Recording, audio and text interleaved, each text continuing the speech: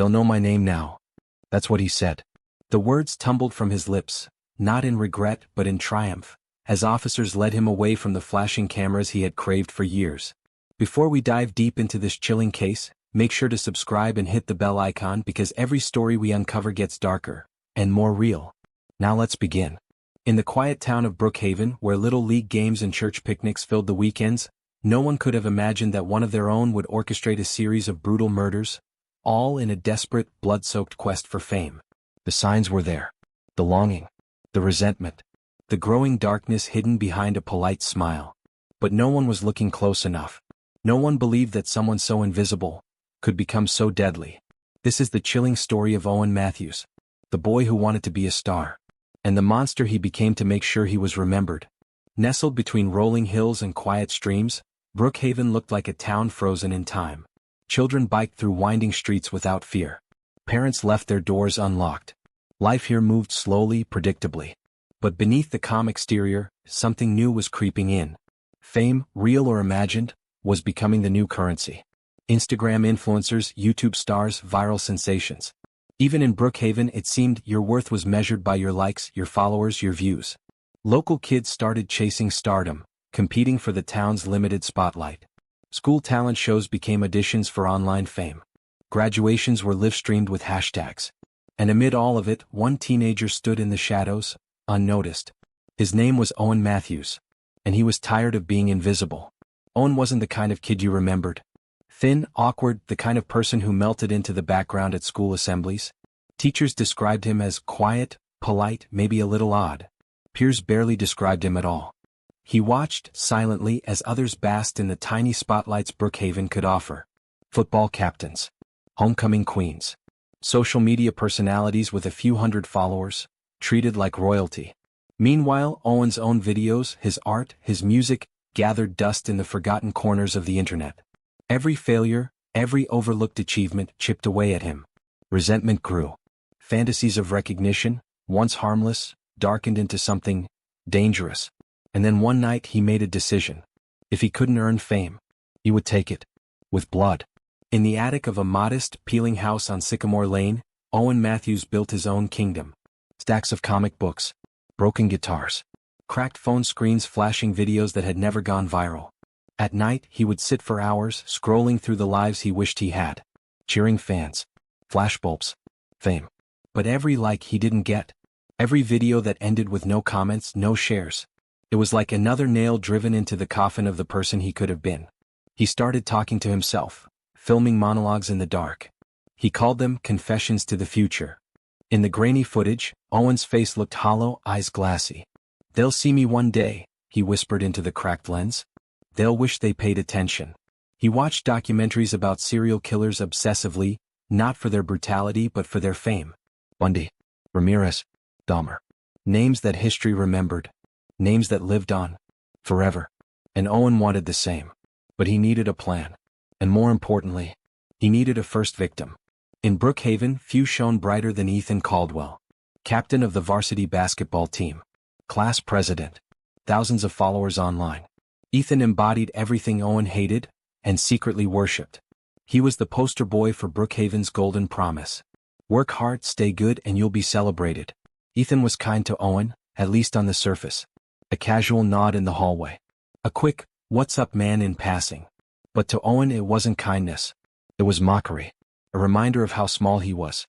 On a cold Thursday evening, Owen followed Ethan after basketball practice. The streets were empty. The town was winding down for the night. And in that moment, under the broken streetlight on Maple Drive, Owen decided it was time. He had prepared for this, studied it. He knew how to make it quick, how to leave a message behind. But what he didn't prepare for was how easy it would feel. Brief pause. One final swing of a rusted crowbar. And Ethan Caldwell's dreams, his followers, his shining future, all came to a sudden, silent end. The note Owen left on Ethan's chest was chilling. "Remember my name. Owen Matthews." Brookhaven had seen its share of tragedies, fires, accidents, illnesses. But murder? It was something they read about in newspapers from faraway cities. Not here. Not in their own backyards. When Ethan Caldwell's body was found sprawled beneath the flickering Maple Drive streetlight, it was like the town's very soul cracked open. Students wept openly in school hallways. Teachers clutched trembling hands to their mouths. Parents pulled their children closer, whispering promises they weren't sure they could keep. This sort of thing doesn't happen here. It was said over and over again, as if by saying it they could make it true. And taped to Ethan's jersey, pinned to his chest like a grotesque badge of honor, was the name that nobody recognized. Owen Matthews. At first, detectives thought it might be a twisted clue. A taunt. A misdirect. They combed through Ethan's friendships, his rivalries, his romances. But nobody could place Owen Matthews as anything more than a ghost, a background character in Ethan's perfect story. As candlelight vigils flickered and news crews set up outside Brookhaven High, Owen Matthews watched it all unfold. With the glee of a child admiring a castle he had built from sand and blood. He cut out newspaper articles, recorded the news broadcasts on a battered VHS recorder, replayed the grief-stricken interviews over and over again, memorizing the faces twisted in agony. But as the shock began to settle, a chilling realization dawned on Owen. One murder wasn't enough. They knew Ethan's name. They mourned Ethan's death. But Owen wanted more. He didn't want to be a footnote. He wanted a legacy. And legacies aren't built in one night. They're built one body at a time. The second victim didn't stand a chance. Her name was Lily Monroe, a junior at Brookhaven High, known for her quick smile and contagious laugh. She wasn't a star athlete like Ethan. She wasn't the prom queen. She was ordinary, and that's exactly why Owen picked her. Because if tragedy could strike the brightest star, and then the quiet girl next door, then no one at all, was safe. It happened on a rain-soaked Thursday evening. Lily had stayed late at the library, cramming for finals under flickering fluorescent lights. She never made it home. When her parents called the police, frantic and breathless, Brookhaven authorities mobilized instantly. There was no time to waste, not this time. By sunrise, search parties had spread out across the town. Local businesses handed out flyers with Lily's picture. Churches opened their doors for prayer vigils. But deep down in the marrow of their bones, the people of Brookhaven already knew. Another body was coming. And sure enough, less than 48 hours later, Lily's body was found abandoned behind an abandoned gas station on the outskirts of town. Strangled. Left with a single scrap of paper stuffed in her jacket pocket. On it, written in messy, almost childish handwriting. Owen Matthews was here. This time, detectives spotted something they had missed before. There were patterns, subtle, deliberate. Both victims had been left in places tied to Owen's own memories. Ethan was found under the streetlight where Owen was once bullied as a freshman. Lily was found behind the gas station where Owen's father had worked before he abandoned the family. Coincidence? No.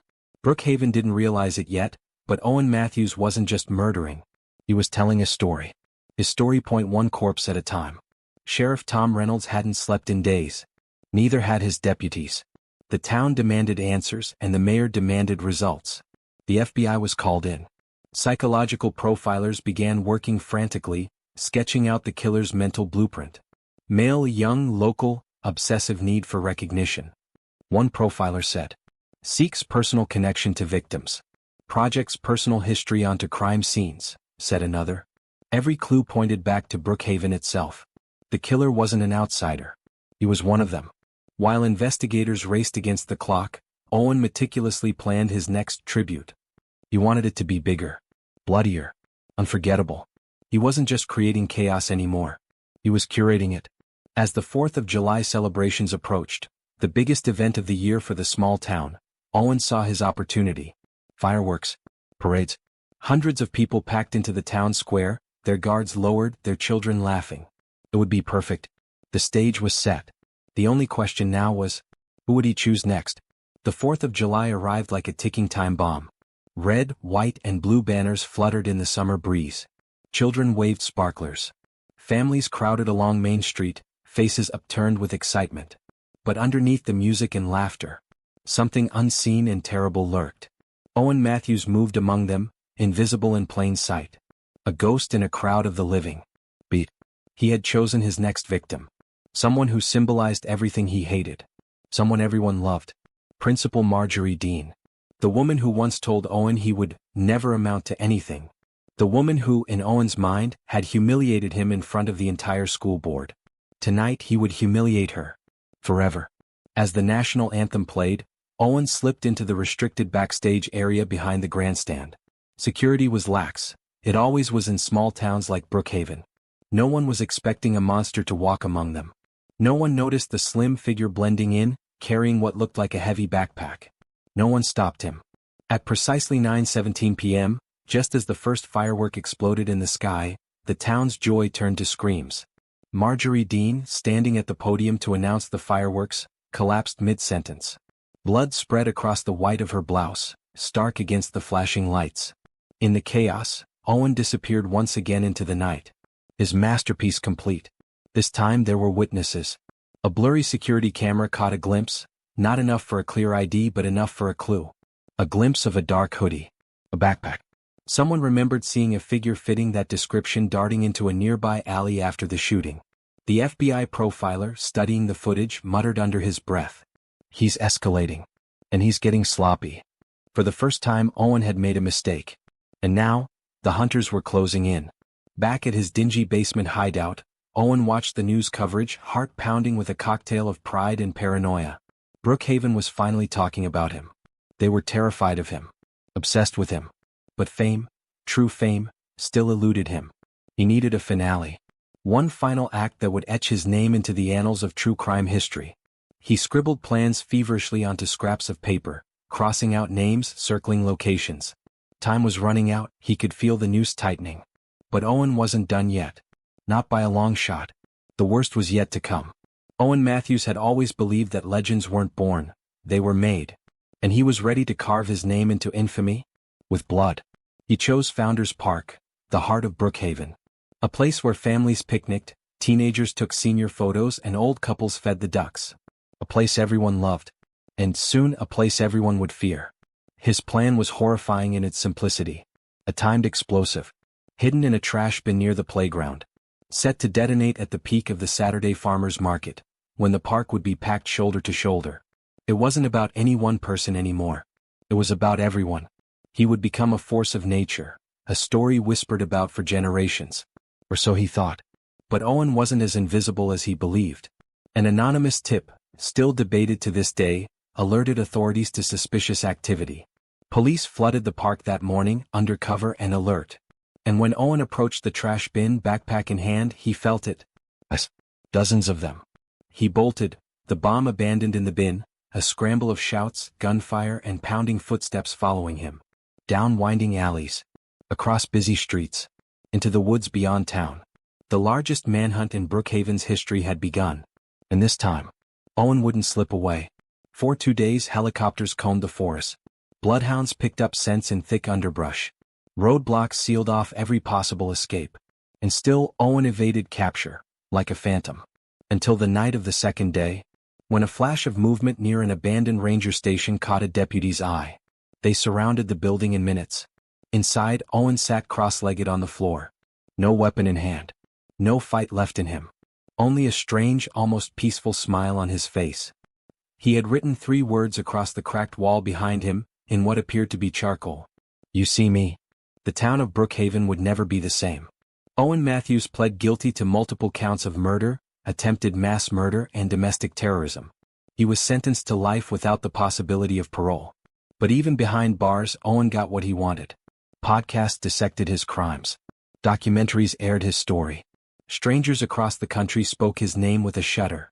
The boy who had once been invisible was now a ghost haunting America's darkest nightmares. Some people will do anything to be remembered, even if it means becoming a monster. Owen Matthews wanted the world to see him. And now, we can never unsee what he did. Fame at any cost, and the world paid the price. Thank you for walking through this chilling story with me. If you found yourself holding your breath, make sure to subscribe, because there are even darker truths waiting to be uncovered. Don't forget to like this video, share it with fellow true crime lovers, and drop your thoughts in the comments. Until next time. Stay curious, stay cautious, and stay safe.